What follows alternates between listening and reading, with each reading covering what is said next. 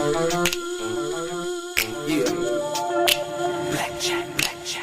Life is like the game of cards. It's not what you dealt, but how you play it.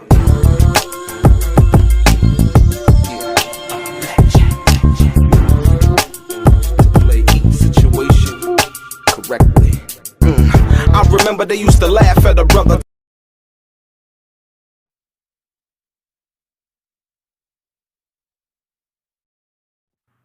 When you have to lie about something that you said simply didn't happen, as if you saying that it didn't happen wasn't good enough, and you get caught in that lie with the receipts to prove that you lied, that usually means the situation that you're lying about is actually true, and it did happen.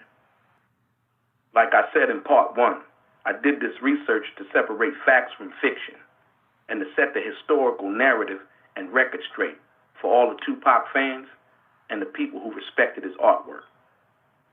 This is not about whether Faith Evans had sex with Tupac Shakur. I already know the answer to that question, even if you may struggle with it. This is about exposing Faith Evans' feeble attempt to fabricate a salacious story about Tupac Shakur sexually harassing her, an attempt to generate publicity to sell her book, and deny the fact, after Tupac was deceased, that she did have sex with Tupac Shakur on October 19th, 1995. In her conversation with Drink Champs in regards to Tupac, Faith Evans, prior to coming to LA on October 1995, had just found out this information. Not only on the personal side, I had found out about Big and Kim. Big was already dating Charlie Baltimore. That's why in person that night, and even in this picture, one could assume or think or wouldn't be aware of her relationship status based on the message that she was sending by not having her wedding ring on that night at the Hollywood Athletic Club. She didn't come to stay. She came to play. How do I know? Because I was there that night, and I witnessed it with my own eyes. According to Faith Evans' memoir, if you were to believe that this paragraph in her memoir is true, then as sure as there is wetness in water, it did not take place after the Waiting to Exhale soundtrack release party on November 14th, 1995, as Faith Evans would like you to think. You're probably saying to yourself, how do you know that?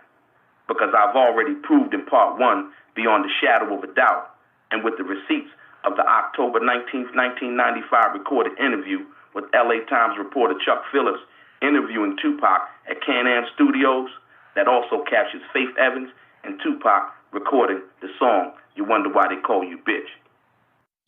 October the 19th, 2 o'clock in the afternoon, Tupac, Shakur, Can-Am Studios in Tarzana. His first interview.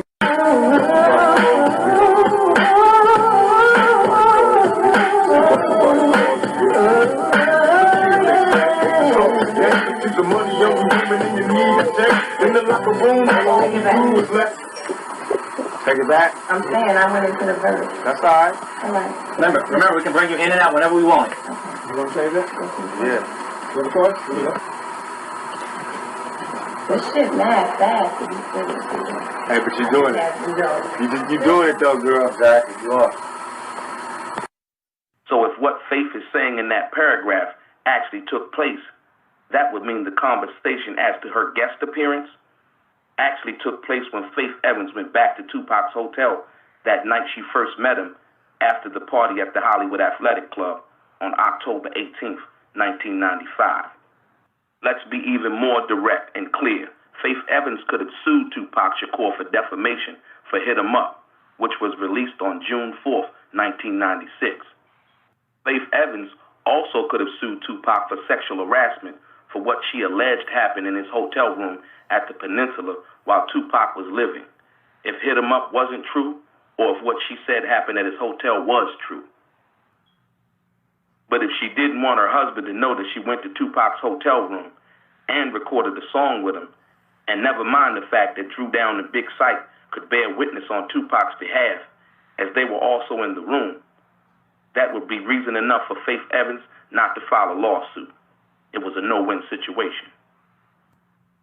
You must remember, in that June 12, 1996 interview that took place 7 months after the so-called sexual harassment and non-payment of her so-called $25,000, which was 8 days after Hit 'Em Up was released on June 4th, 1996. In that particular interview, Faith Evans mentions nothing about sexual harassment, nothing about going back to Tupac's hotel room, nothing about recording a song with him, and nothing about Tupac owing her $25,000. But in fact, she said Tupac was really nice. What's the situation with you and Big? What's the situation with you and Tupac? The LA situation. What's going on? Whoa. All right, you got to start at one point. Okay. I'm going through all of it. Okay. Situation with me and Tupac, there really never was a situation. I mean, we met. He was really nice. This is after what Faith said happened in Tupac's hotel room. So basically, Faith failing to mention all the explicit hotel sexual harassment lies in the 1996 interview that she now conveniently alleged happened in her memoir in 2009, now that that check had been cut and Biggie and Tupac were no longer alive to refute this new recollection of events. Remember, after that night at the Hollywood Athletic Club on October 18th, Faith said in her memoir, "A day or two later, I spoke to Big. I made sure to run it by him. I met Pac out here, I told him. He wants to do a song with me." She said that Biggie's response was, "Oh, word?" Big said, "You gonna do it?" "If the money comes through, yeah, I'll do it."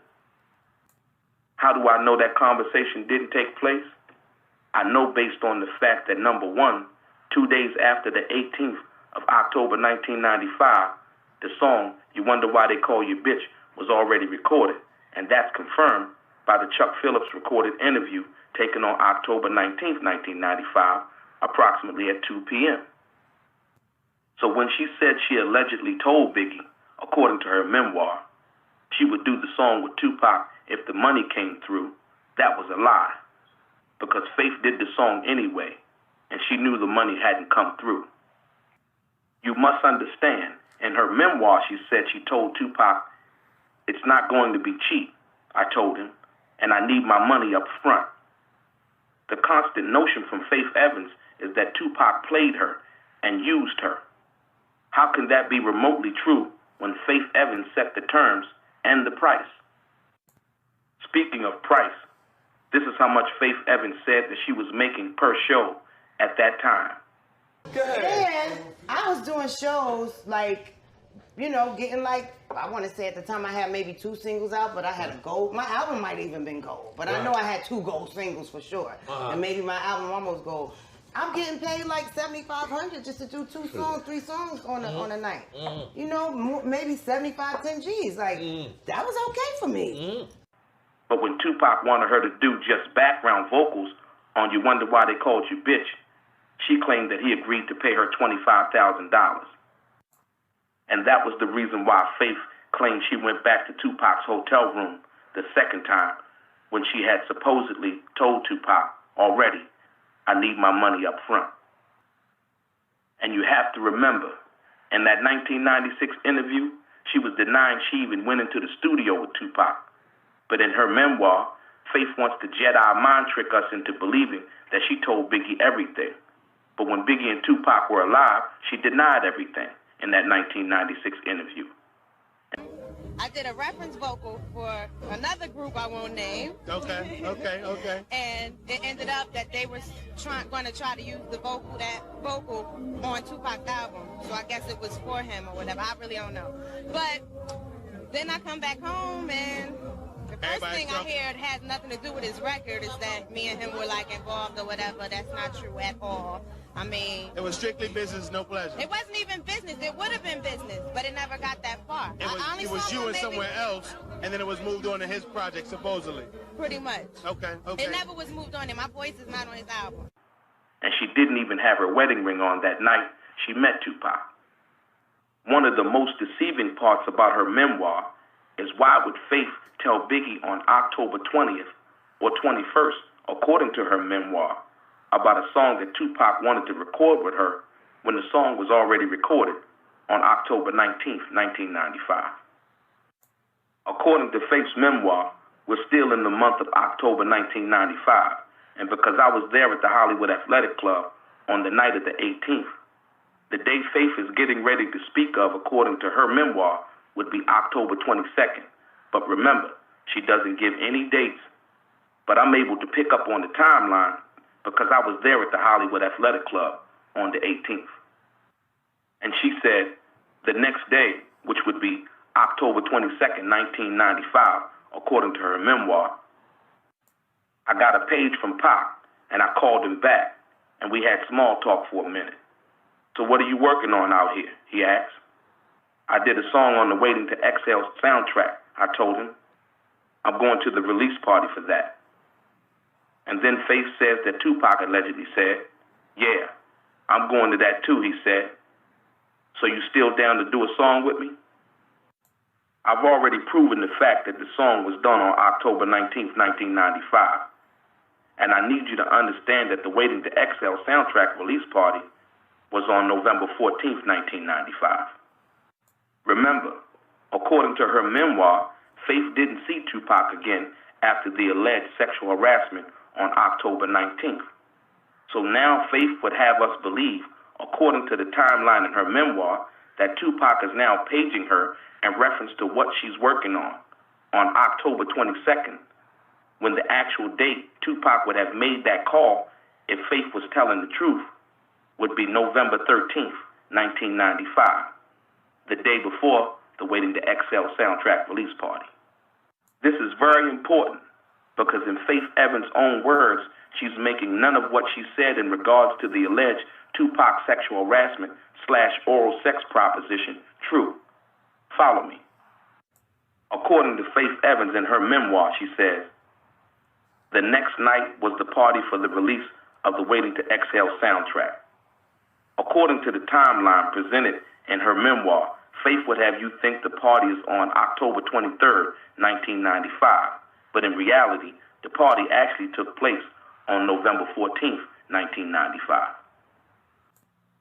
which would actually be 27 days after the night I spoke to Tupac and saw Tupac and Faith talking outside the Hollywood Athletic Club, and 26 days after You Wonder Why They Call You Bitch had been recorded.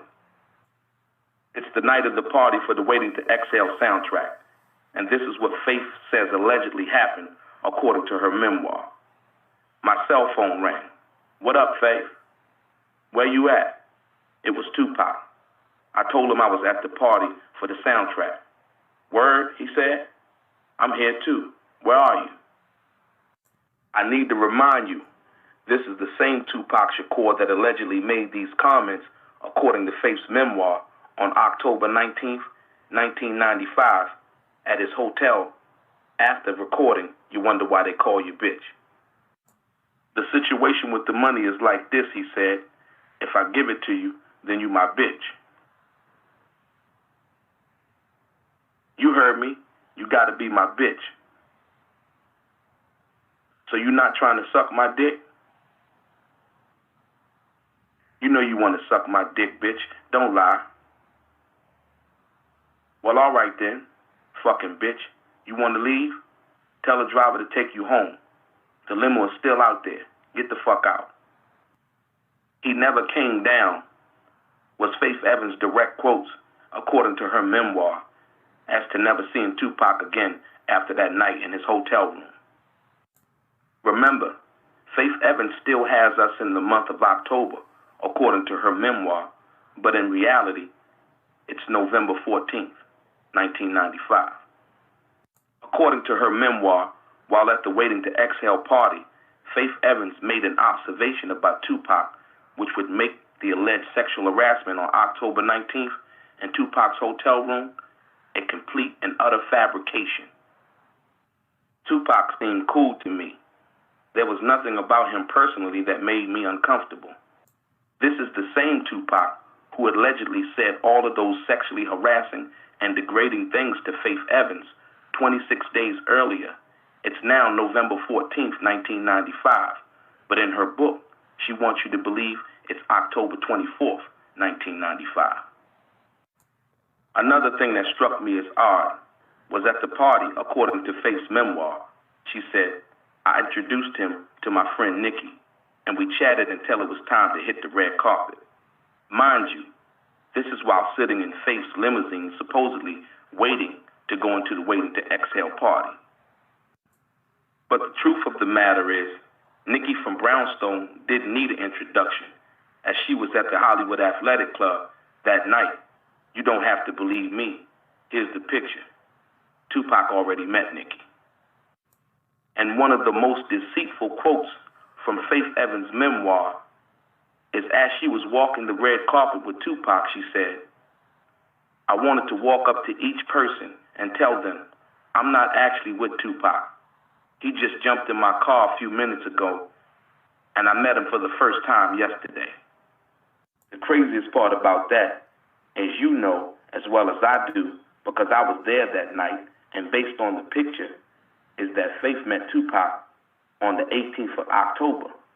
But according to her embellished story about Tupac, she wished she could have lied and told the paparazzi and onlookers that she had only met Tupac yesterday, which would have been November 13th, 1995, as the day of the party was on the 14th of November. If you were to believe Faith Evans, you would think that Tupac was actually stalking her. But the truth of the matter is, I'm going to let West Coast hip-hop legend Mac Mall tell you about when Tupac ran into Faith Evans at the Century Club. Quincy Jones' daughters came over, and we go to the club. So yeah, we go to the club, nigga. We come up, we go upstairs, and Faith is sitting in the corner by herself, right, or with her partner. And Pac do one of these to me. We walking like, come on, man, let's go up here. Oh, hold up, blood. Nah, come on, let's go. Just like you would do if you want to shake a bitch that you fuck. Nah, nigga, I don't even want to be by her right here. Come on, let's go over here. You feel me? And trust me, I know something about shaking a motherfucker. You feel me? Or not wanting to be by a motherfucker. I'm like, oh. Pac was like, oh, nah, man, we can't be over here. And that bitch is looking at him with them with them crazy bitch eyes. You feel me? So I know that nigga fuck. And according to Mac Mall, not only did Faith Evans see Tupac again after October 19th, 1995 at the Waiting to Exhale soundtrack release party, but she also saw him again at the Century Club in and around December 3rd, 1995, because that's when the single California Love was released. Furthermore, Whitney Houston had invited Tupac to the Waiting to Exhale soundtrack release party. It's common knowledge, as it was admitted by Whitney Houston's then-husband Bobby Brown, that Whitney Houston and Tupac had a sexual relationship. One of her affairs that I am willing to mention is the one she had with Tupac. This occurred in the first few years of our marriage, during a time when I thought we were in a good place. I will admit it here, that the news of the affair really fucked me up. I could not believe that Whitney was willing to jeopardize what we had, which I knew was hot and heavy and unique, for some fling. We fought long and hard about the cheating, lobbing hurtful accusations back and forth. We were together in September 1996 when we found out that Tupac had been killed. Whitney bawled her eyes out, crying for days over his death. Her tears were painful for me because I knew what that meant. My wife was mourning the passing of a lover. In one of the most salacious quotes from her memoir, Faith Evans says, I saw Whitney Houston from across the room, and she gave me a look that said, oh, word, you're with him? And my heart sank. I won't go into what Whitney Houston allegedly looking at Faith Evans meant or communicated, but I will say this. If Whitney Houston was having a sexual relationship with Tupac Shakur, as Bobby Brown communicated in all his honesty in that interview, I don't think Faith Evans' expression or eye-reading attempt would accurately communicate what Whitney Houston was thinking. What I need you to understand is now Faith Evans is now, according to her memoir, accepting calls, returning pages, smoking marijuana, introducing her friends, sharing her table and limousine, allegedly going to the Peninsula Hotel for the first time with Tupac Shakur, the same Tupac Shakur that allegedly sexually harassed her and owes her $25,000. In reality, the sexual encounter Tupac rapped about and hit him up has already occurred. But according to Faith Evans' memoir, she would have you believe that after the Waiting to Exhale soundtrack release party would be the first time she would find out Tupac was staying at the Peninsula Hotel. After the party was over, according to her memoir, this is the conversation that Faith alleges took place between her and Tupac. "Where y'all going now?" he asked, with a bright smile on his face. "We're leaving," I said quickly. "We're going to a party." "Where?" he asked. "The Peninsula," I said. "That's where I'm staying," he said. "I'll catch a ride over there with y'all." Remember this conversation that I told you about in the beginning that happened when Faith went back to Tupac's hotel the same night after she met him at the Hollywood Athletic Club? The craziest part about that, according to her memoir, Faith claimed that the conversation took place after the Waiting to Exhale soundtrack release party. Faith also tried to convince us, according to her memoir, that the date was October 23rd and not November 14th, 1995. According to Faith Evans in her memoir, a few days later, after the Waiting to Exhale soundtrack release party, she says this about her supposedly going to the studio to record the song with Tupac, which had already been recorded on October 19th, 1995. Faith says, according to her memoir, right on time, a few days later, a car came to Terry Dollar's house to pick me up, but instead of a delivery service and the driver, it was Tupac himself, driving a black convertible Mercedes-Benz with the top down. I need you to understand, Tupac Shakur didn't come to pick Faith Evans up a few days later after that party because the song had already been recorded and completed, as I've already factually proved that to you with the Chuck Phillips recorded interview that took place approximately at 2 p.m. on October 19th, 1995. Please let me continue to separate fact from fiction and the truth from Faith Evans' brazen fabrications. On October 18th at approximately 9:30 to 9:45 p.m. is when I seen Tupac pull up in his two-tone SL500 convertible Benz. And about 1 minute behind him, Faith Evans pulled up in a cherry red M3 BMW convertible with some girlfriends in the car. Tupac jumped out and walked up to Faith Evans' car as it pulled up behind his. That's when I spoke to Tupac and he told me hold on for a minute. I didn't understand the conversation that they were having at the time, but the top was down on a red BMW. I waited for a minute and then I decided to go into the Hollywood Athletic Club where I saw Tretch from Naughty by Nature. We spoke and I said, "What's up?" And I told him that Tupac was outside talking to Faith. And he said to me, "Yeah, I'm waiting on him."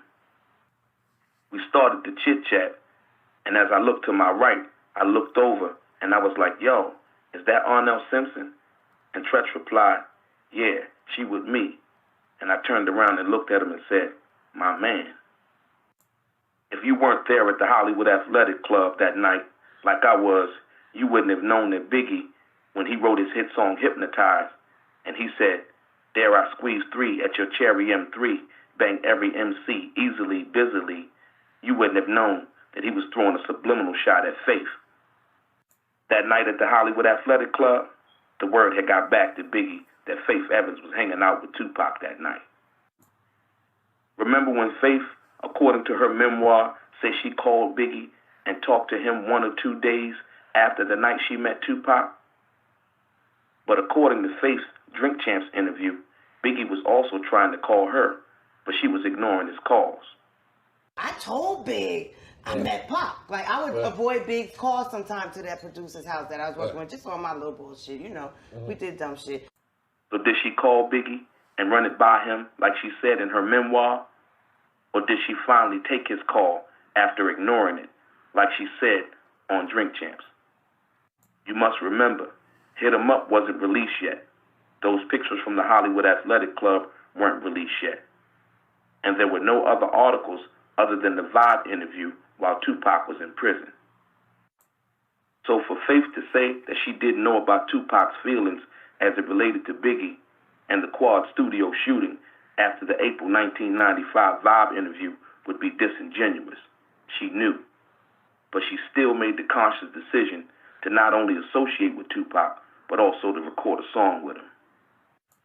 According to her memoir, soon after the recording session with Tupac that she supposedly told Biggie about, Faith went back to New York, as her memoir reads. Soon after, I got back to New York. I got a call from a girl named Jennifer who worked at Bad Boy.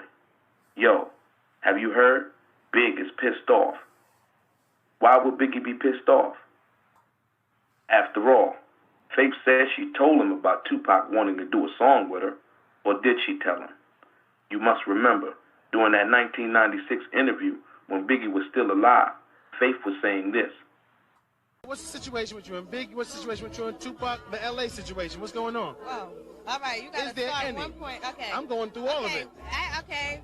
Situation with me and Tupac, there really never was a situation. I mean, we met. He was really nice. It wouldn't be until after Biggie's and Tupac's death that she would claim this. It was right after me coming back from LA, experiencing that session with him, and him kind of breaking on me, saying I gotta suck his dick to get my check. It was. One of the other craziest parts about this fabricated story is that you have to remember the altercation with Biggie and Faith was soon after the recording session for You Wonder Why They Call You Bitch, according to Faith's memoir.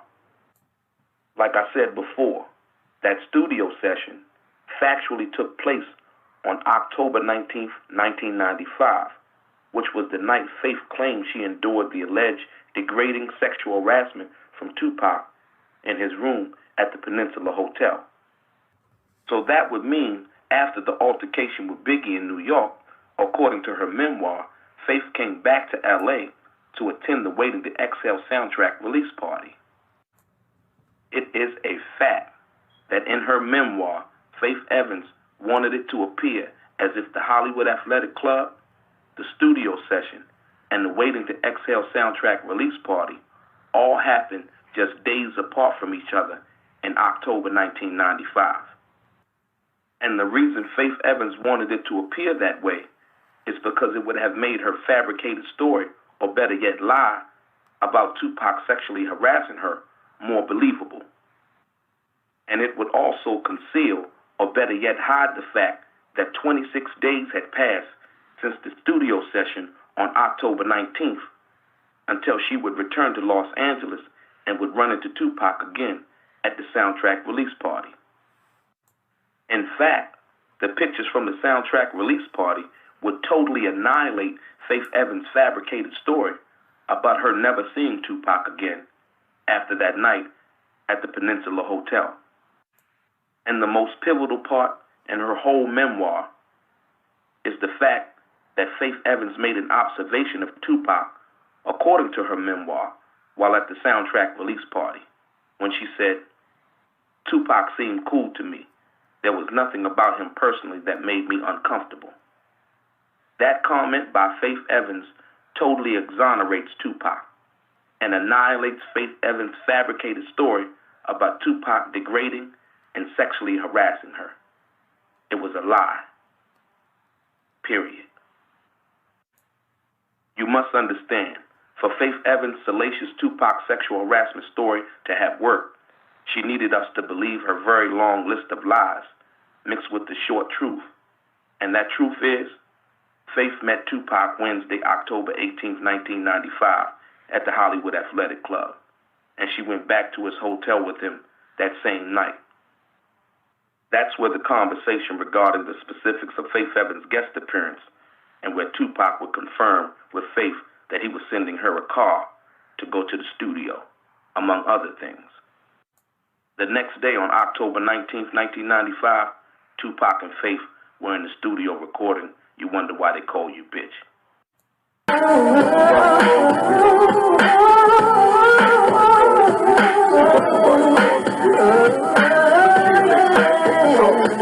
The money on the women and you need a sex in the locker room.